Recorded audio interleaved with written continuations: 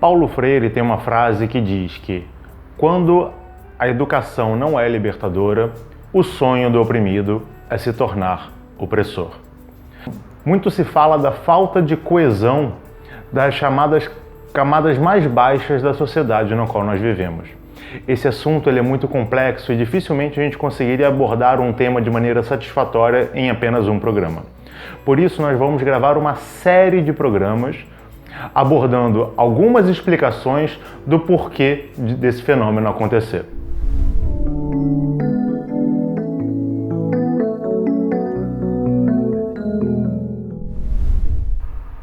Sobre o assunto dessa falta de coesão entre as camadas mais baixas da população, Paulo Freire nos aborda uma série de questões, mas traremos alguns pontos dentro de sua obra.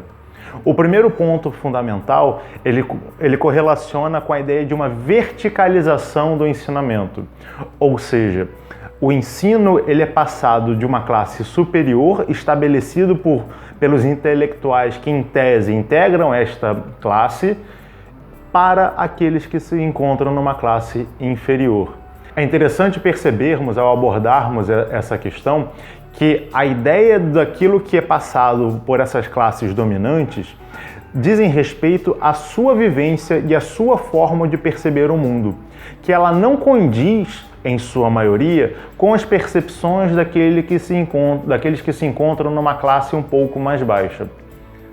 Essa falta de vivência e uma ideia de uma verticalização de algo que está acima decantando para aquilo que está abaixo, faz com que aquele que se encontra embaixo, por mais que ele tenha uma vivência totalmente diferente daquilo que ele aprende dentro do colégio, dentro das universidades, mas principalmente dentro do colégio, faz com que ele, através dessa suposta lavagem cerebral, ele passe a aderir a esses valores dessas classes dominantes.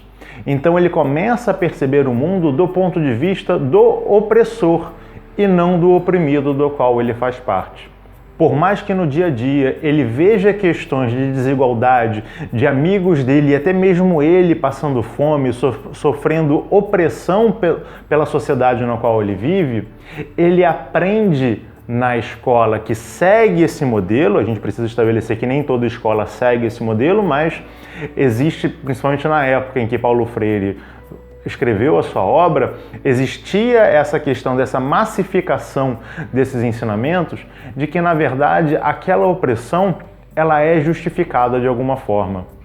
A gente tem que lembrar do Kipling, né? Hoje em dia as pessoas pensam muito no macaquinho, mas aquele autor que escreveu o Livro da Floresta, que conta a história do Mowgli, dentre outras coisas, que em um dos seus poemas ele fala do fardo do homem branco, que obviamente não foi algo que ele criou, mas que já existia na sociedade chamada ocidental europeia norte-americana como uma desculpa para que o homem branco europeu norte-americano fosse capaz de civilizar, vamos até dizer civilizar entre muitas aspas, as demais raças, as demais culturas. Porque ele foi, o homem branco, esse homem branco médio europeu norte-americano, ele foi designado por uma divindade ou talvez porque ser uma raça superior, e as desculpas vão sendo dadas à medida que há necessidade de você abraçar essa causa que o opressor está defendendo para justificar o porquê dele fazer aquilo. Então essa verticalidade que é passada para a gente faz com que a gente perceba o mundo com os olhos daquilo que nós não somos, com os olhos daquilo que oprime a sociedade e não como uma questão de sofrer essa opressão. Dentro desse ponto a gente também pode falar algo que já abordamos de maneira rápida, que é a falta da vivência. Isso é, todo o conhecimento que costuma ser passado para a gente, ou pelo menos a maior parte dele, dentro de uma escola que segue esses padrões que Paulo Freire falava, são conhecimentos teóricos e sem uma relação prática com a vivência e a experiência de cada um de nós. Nós começamos a receber informações pasteurizadas. No colégio, provavelmente você já ouviu falar da questão da alfabetização do vovô viu a uva, Que, certo, é um determinado padrão, mas dependendo da sociedade no qual você vive, dependendo do contexto no qual você vive, a figura do vovô não existe. A pessoa nunca viu uma uva de verdade. Então você começa a trazer coisas que ele não conhece e torna aquilo como uma vivência para ele, quando na verdade ela é vazia. Um outro exemplo que a gente pode utilizar é o próprio exemplo do Papai Noel, que é uma pessoa que usa roupas pesadas de inverno, quando no Brasil, no Natal, nós estamos no verão. Ou seja, nós começamos a emular esse comportamento que é passado para a gente por uma sociedade, por uma camada opressora, e nós o recebemos de bom grado, sem questionar. E aqueles que questionam muitas das vezes são colocados à margem, porque a elite opressora, né, a camada opressora, quer colocá-lo à parte, porque senão ele vai estar quebrando os valores dessa camada, e aquele que se encontra mais abaixo também está vai o colocá-lo à parte. Por quê? Porque ele aprendeu que os valores dessa camada dominante são os valores corretos. Então você tenta emular através das suas práticas aquilo que você não vivencia. Você tenta, através dessa percepção do próprio exemplo do Papai Noel, eu vou para Nova York passar o Natal. Sim, mas você vai para Nova York passar o Natal vendo um filme de televisão, vendo uma série, vendo alguma coisa que você não vivencia. E aí você, através dessas vivências externas, que não são reais, mas são ilusórias, você passa a absorver essa cultura, você passa a absorver essa percepção de como a sociedade deve se comportar, e assim você se identifica, você defende sem perceber os ideais dos opressores.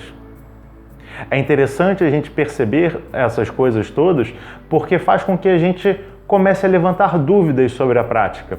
Não estou dizendo que o Papai Noel deve deixar de existir, não estou dizendo que o Papai Noel não deve usar roupas de frio, mas que o ideal do Papai Noel talvez seja interessante ele ser adaptado às suas próprias realidades. Então, num calor extremo, como acontece na cidade do Rio de Janeiro, talvez ele com uma roupa de praia seja melhor. Ele represente melhor aquela pessoa. Talvez num grupo onde a comunidade seja predominante preta, o Papai Noel possa ser preto. Mas aí você está fazendo uma apropriação cultural, algo assim. Não, o Papai Noel é uma figura fictícia. Que importa a cor de pele dele, que importa se ele é branco ou se ele é preto. Se a sua função é passar o ideal, não importa a sua cor de pele. Mas se a sua função é passar uma determinada cultura para oprimir os outros, essa cor de pele se torna um problema muito sério. Então, se eu quero impor um Papai Noel branco como uma forma de estabelecer que a bondade vem dos brancos, eu estou falhando miseravelmente em perceber o quão oprimido eu sou. E aí, gostou do programa? Aproveita, se inscreve no canal, dá o seu like, ativa o sininho de notificação para você acompanhar os outros vídeos dessa série e muito mais. Até a próxima. Tchau, tchau!